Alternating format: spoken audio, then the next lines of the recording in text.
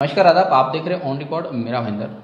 2 महीना पहले मीरा भाईंदर शहर भारतीय जनता पार्टी के जिला अध्यक्ष पद पर एक्स एमएलए नरेंद्र मेहता के करीबी माने जाने वाले किशोर शर्मा की बतौर जिला अध्यक्ष पद नियुक्ति हुई थी। पिछले करीब 2.5-3 सालों से मीरा भाईंदर शहर के जिलाध्यक्ष पद के कमान संभालने वाले एडवोकेट रवि व्यास हमारे साथ में हैं। जिलाध्यक्ष पद जैसे यहाँ पर किशोर शर्मा के हाथ में आया है, तब से माना जा रहा है कि एडवोकेट रवि व्यास कहीं ना कहीं गिरते नज़र आ रहे हैं। यहाँ पर उन्होंने जो पिछले 2.5-3 सालों में जो अपनी एक इमेज बना कर रखी थी, जो उन्होंने अपनी ताकत बना कर रखी थी, अब वो कमज़ोर होते हुए दिखाई दे रही है। क्या कहेंगे रवि व्यास जी के अभी ये जो नया यहाँ पर हमें सिनेरियो दिखाई दे रहा है कि एक तरफ एक्स एमएलए नरेंद्र मेहता का कद बढ़ता हुआ दिखाई दिया जा रहा है, उनका वज़न बढ़ता हुआ दिखाई दे जा रहा है, और आप जो है कि कहीं ना कहीं कमज़ोर होते हुए दिखाई दे रहे हैं, क्या कहेंगे? देखिए, ऐसी कोई बात नहीं है। मेहता जी का वज़न हमेशा से ही बढ़ा हुआ है। हालांकि अभी अगर आपने देखा होगा तो उन्होंने काफ़ी एक्सरसाइज वगैरह करके वज़न तो कम किया है। तो बात वज़न बढ़ाने की और कम की नहीं होती है। राजनीति के अंदर जो भारतीय जनता पार्टी के कार्यकर्ता होते हैं, वो पार्टी को किस तरीके से मजबूत कर सकते हैं, किस तरीके से हम पार्टी की ताकत बढ़ा सकते हैं, हम उसके ऊपर ज़्यादा ध्यान देते हैं। और जब पार्टी ने मुझे जिला अध्यक्ष की कमान सौंपी, तब आपको पता है कि परिस्थितियां कितनी विपरीत थी। नरेंद्र मेहता जी उस समय राजनीति से संन्यास ले चुके थे अपने किसी व्यक्तिगत कारणवश, और गीता जैन मैडम जो है उन्होंने महाविकास अघाड़ी तब ज्वाइन की थी। तो ऐसी कठिन परिस्थितियों में पार्टी ने मुझे जिला अध्यक्ष की जिम्मेदारी दी, और मैंने पूरी ईमानदारी के साथ में एक संगठन को पूरी तरीके से खड़ा किया। और आज देख रहे हैं मीरा भाईंदर शहर में एक मजबूत संगठन भाजपा का खड़ा है। और अब मुझे संगठन का निर्माण हो गया, पार्टी स्टैंड है। अब जो आने वाले 2024 के जो चुनाव है, चाहे वो लोकसभा हो चाहे वो विधानसभा हो, तो अब मुझे चुनाव की जिम्मेदारी दी है। तो इसमें इसका और कोई मतलब निकालने की आवश्यकता मुझे नहीं लगता ऐसी कोई है। नहीं, लेकिन रवि व्यास जी, हम देख रहे हैं कि जिलाध्यक्ष के तौर पर किशोर शर्मा ने कमान संभाला, तब से जो पदाधिकारियों की जो नियुक्तियां हो रही है, जिन लोगों का चयन किया जा रहा है, वो ज़्यादातर एक्स एमएलए नरेंद्र मेहता के करीबी, उनके समर्थक या उनके फॉलोअर्स कहे, उन्हीं को उसमें शामिल किया जा रहा है। आपकी जो टीम में के जो लोग आपने जो खड़े किए थे पिछले 2.5-3 सालों में, जो मेहनत की थी, वो लोग अब धीरे धीरे कम होते हुए दिखाई दे रहे हैं। तो क्या शहर की जो राजनीति है, क्या अब और यहाँ की जो भारतीय जनता पार्टी है, ये पूरी एक तरह से एक्स एमएलए नरेंद्र मेहता के इर्द गिर्द में ही दिखाई देती है? क्या कहेंगे कि आपके लोगों को कम किया जा रहा है और उनके लोग जो है या उनके जो समर्थक है उनको बढ़ावा दिया जा रहा है? नहीं, देखिए क्या होता है कि पार्टी हमेशा सभी को न्याय देने का प्रयास करती है। चाहे वो कोई भी कार्यकर्ता हो, पार्टी के लिए सभी कार्यकर्ता एक समान होते हैं। और किशोर शर्मा जी को जिला अध्यक्ष बनाया है तो उनके साथ में भी न्याय हुआ है। करीबन 25-30 सालों से वो पार्टी की सेवा कर रहे हैं, तो एक पुराने कार्यकर्ता को जिला अध्यक्ष की कमान सौंपी है। और जब जिला अध्यक्ष किशोर शर्मा जी की नियुक्ति की गई तो जाहिर है प्रदेश ने मुझसे भी ओपिनियन लिया था, और मैंने भी अपनी सहमति किशोर शर्मा जी के लिए जताई थी। कुछ और नाम भी थे किशोर शर्मा जी के अलावा भी, लेकिन उन नामों के ऊपर हमने आपत्ति जताई। हमने कहा कि नहीं, ये जो नाम है ये नए हैं, ये संगठन के लिए उचित नहीं रहेंगे। तो पार्टी ने उस चीज़ को माना। तो जो भी पार्टी करती है, वो डिसीजन लेती है, वो लॉन्ग टर्म में पार्टी के हित में ही लेती है, इसका मुझे पूरा विश्वास है। नहीं, मेरा सवाल ये था कि अभी जो पदाधिकारियों की जो नियुक्तियां हो रही है, उन नियुक्तियों में ज़्यादातर जो लोग हैं वो एक्स एमएलए नरेंद्र मेहता के करीबी लोग हैं। आपके जो टीम आपने जो खड़ी की थी, वो लोग कम दिखाई दे रहे। देखिए, इस बार पार्टी ने जो उपाध्यक्ष और सचिव, इनकी जो लिमिट है वो थोड़ी सी कम की है। इस बार 15 उपाध्यक्ष और 15 सचिव की नियुक्ति हुई है, और 6 महामंत्री की नियुक्तियां हुई है। और स्वाभाविक है, किशोर शर्मा जी जिला अध्यक्ष है, उनका अपना अधिकार है, और उनके अधिकार के माध्यम से उन्हें जो रिकमेंडेशन उन्हें जो लगा कि भाई ये कार्यकर्ता मेरी कमेटी में ज़्यादा बेहतर काम करेंगे, ऐसे लोगों का उन्होंने चयन किया है।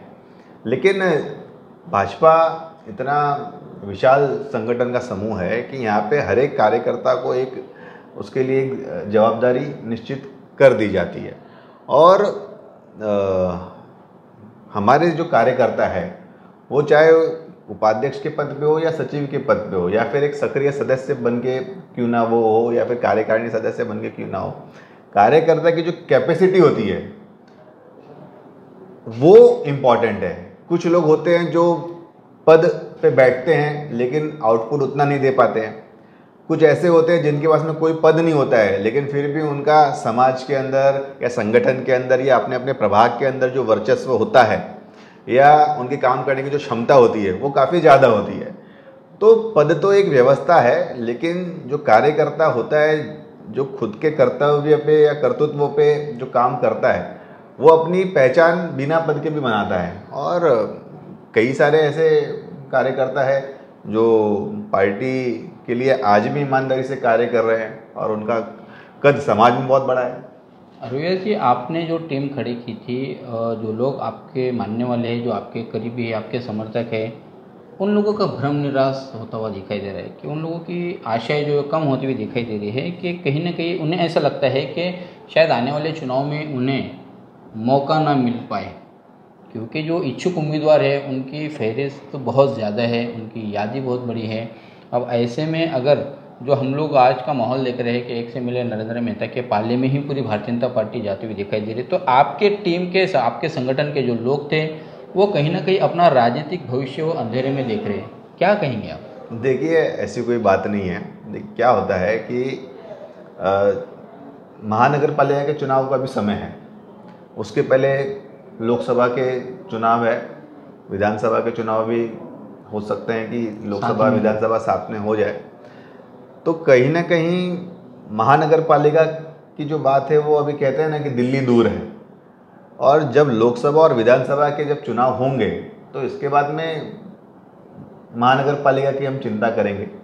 और कार्यकर्ता समझदार है, जितने भी जो नगर सेवक का चुनाव लड़ना चाहते हैं उन्हें पहले पता है कि आज सबसे पहले हमारे सामने लोकसभा और विधानसभा का चुनाव है, उसके बाद में महानगर पालिका का समीकरण तब का तब देखा जाएगा। नहीं, लेकिन आज वो लोग जो है कि अपना हौसला खोते हुए दिखाई दे रहे हैं। उन्हें आपके संगठन के लोग, कार्यकर्ताओं को पता है कि पार्टी जो निर्णय लेती है वो मेरिट पे लेती है। पार्टी का एक सर्वे होता है, सर्वे के अंदर जिस कैंडिडेट के सर्वे के अंदर उन लोगों का नाम आता है उस तरीके से नियुक्तियां की जाती है। वो तो एक प्रोसेस है, वो पता ही है। लेकिन महानगर पालिका के लिए आज हमारा कोई कार्यकर्ता चिंतित नहीं है, क्योंकि उन्हें पता है कि पहले लोकसभा और विधानसभा जीते, उसके बाद में फिर महानगर पालिका के मोड़ में आएंगे। ठीक है, ऐसा आपका मानना है। ये बताइए कि 2 महीना हो चुका है किशोर शर्मा ने जो जिलाध्यक्ष पद की कमान संभाली है, तो आज भी हालत ये है कि आज भी मेरा भाईंदर शहर में भारतीय जनता पार्टी के 2 मध्यवर्ती कार्यालय, क्या कहेंगे कि 2 कार्यालय एक हो पाएंगे भी या नहीं? देखिए, कार्यालय तो जिस कार्यालय को देवेंद्र जी ने अपने हाथों से जिसका उद्घाटन किया था और उन्होंने घोषणा की थी कि जिला कार्यालय जो है वो भाईंदर पश्चिम का जिला कार्यालय है। अब ठीक है, किशोर शर्मा जी अगर किसी और कार्यालय से भी अगर कार्य करते हैं तो उससे मुझे कोई आपत्ति नहीं है, वो स्वतंत्र है, वो अपने घर से पार्टी को चलाए या अपने निजी कार्यालय से कार्य करे या किसी व्यक्तिगत किसी व्यक्ति के कार्यालय से कार्य करे। लेकिन ठीक है, काम होना चाहिए पार्टी का, और किशोर शर्मा जी को मेरा पूरा साथ है। मतलब वो जो मनमुटाव है वो वैसे ही कायम रहेगा। जो हम देख रहे हैं कि 2 कार्यालय है, मतलब कहीं ना कहीं मनमुटाव है। मैं बढ़ता हूँ अगले सवाल की तरफ कि हमें राजनीतिक सूत्रों से पता चला है व्यास जी के जिन विधानसभा क्षेत्रों में जिन लोगों पर विधानसभा प्रमुख की जिम्मेदारी सौंपी गई है, जैसे आप पर सौंपी गई है, तो उन्हीं लोगों को उस विधानसभा का टिकट दिया जाएगा। इस बात में कितनी सच्चाई है और क्या कहेंगे इस बात पर? देखिए, मैंने भी कुछ न्यूज़पेपर्स के अंदर या कुछ पत्रकारों ने मुझे भी इस बारे में जानकारी दी थी या उन्होंने प्रश्न भी किया था कि इस तरीके से पार्टी की कोई रचना है क्या कि जहाँ पे भाजपा के अधिकृत एमएलए चुन के नहीं आए हैं, ऐसी जगहों पे विधानसभा निवडणूक प्रमुख को ही संभावित उम्मीदवार घोषित किया जाएगा। लेकिन मैं आपको एक चीज़ बताना चाहूँगा कि पार्टी का एजेंडा ये है कि जहाँ पे एमएलए नहीं है वहाँ पे एमएलए की भूमिका में निवडणूक प्रमुख को पार्टी का चुनाव का पूरा प्रोसेस संभालना है। चाहे वो महानगर पालिका के कार्य हो, चाहे वो चुनाव की रणनीति करनी हो, प्लानिंग करनी हो, बूथ कमेटी से लेकर जो भी हमारे पार्टी के संगठन के जो कार्य होते हैं, किस तरीके से पार्टी को मजबूत करना है, वो सारा जो प्रोसेस है वो निवडणूक प्रमुख की एक जवाबदारी निश्चित की गई है।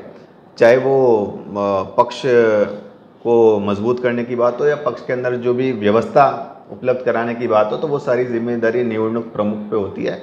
तो कहीं ना कहीं विधानसभा का एक पालक आप उसे कह सकते हैं, और चुनाव के अंदर तो जो जब का तब देखा जाएगा। क्या विधानसभा चुनाव लड़ने के लिए एडवोकेट रवि व्यास की इच्छा है, और अगर इच्छा है तो क्या उसके लिए वो पूरी तरह से तैयार है? देखिए, पार्टी ने जब जब जो जिम्मेदारी दी है वो जिम्मेदारी मैंने स्वीकार की है, और भविष्य में भी पार्टी जो भी मुझे जिम्मेदारी देगी उसे मैं स्वीकार करूंगा और ईमानदारी से और अपनी क्षमता के साथ में उसे सफल बनाकर दिखाऊंगा। मैं अपना सवाल फिर दोहरा रहा हूँ व्यास जी, क्या रवि व्यास विधानसभा चुनाव लड़ने के लिए इच्छा रखता है, और क्या वो इस चुनाव का सामना करने के लिए भी क्षमता रखता है? यहाँ पर अब आप पार्टी का शब्द अगर नाम नहीं लेंगे तो बेहतर होगा। आप सीधे बात का आप मुझे सीधा जवाब दीजिए, क्योंकि हमारे दर्शक भी जानना चाहते हैं कि रवि व्यास क्या विधानसभा चुनाव लड़ना चाहता है। देखिए, राजनीति में जो भी कार्यकर्ता आता है, अगर उसे चुनाव लड़ने का मौका मिलेगा तो स्वाभाविक है वो स्वीकार करेगा। उसी कार्यकर्ता की श्रेणी में मैं भी आता हूँ, लेकिन मैंने आपको ये कहा है कि वो पार्टी निर्णय करेगी कि रवि व्यास को विधानसभा का चुनाव लड़ाना है, कि रवि व्यास को कौन सा चुनाव लड़ाना है। रवि व्यास खुद क्या चाहता है? क्या मैं वो रवि व्यास यही चाहता है, जो पार्टी का आदेश होगा रवि व्यास उस आदेश को स्वीकार करेगा। जी, और आप क्या उसके लिए तैयार हैं पूरी तरह से? आप मैं हर जिम्मेदारी निभाने के लिए तैयार हूँ और सक्षम हूँ। ये थे भारतीय जनता पार्टी के पूर्व जिलाध्यक्ष एडवोकेट रवि व्यास, जिनका मानना है कि पार्टी उन पर जिस किस्म की भी जिम्मेदारी देगी वो उस जिम्मेदारी पर खरा उतरने की पूरी कोशिश करेंगे। हालांकि जब हमने उनसे सवाल पूछा कि क्या वो विधानसभा चुनाव लड़ने के इच्छुक है और वो क्या पूरी तैयारी कर चुके हैं, तो इस बात का उन्होंने गोल तरीके से जवाब देते हुए बताया कि वो ज़रूर पार्टी ने जवाबदारी दी तो वो चुनावी मैदान में उतरेंगे। बहरहाल राजनीतिक सूत्रों से हमें जो पता चला है कि जिस विधानसभा क्षेत्र में भारतीय जनता पार्टी का कोई अधिकृत उम्मीदवार चुनकर नहीं आया है या जो एमएलए नहीं बना है, ऐसे उन विधानसभा क्षेत्रों में पार्टी ने जिन्हें चुनाव प्रमुख बनाया है उन पर ही भारतीय जनता पार्टी चुनावी दाव खेलेगी, यानी उन्हें ही टिकट दिया जाएगा, ऐसा हमें राजनीतिक सूत्रों से पता चला है। तो हम ये अंदाज़ा लगा सकते हैं कि आने वाले जो विधानसभा चुनाव रहेंगे, उस आने वाले विधानसभा चुनाव में एडवोकेट रवि व्यास को चूँकि चुनाव का यहाँ प्रभारी बनाया गया है, तो उन पर भी भारतीय जनता पार्टी चुनावी दाव खेल सकती है, उन्हें भी चुनावी टिकट दे सकती है विधानसभा चुनाव के लिए।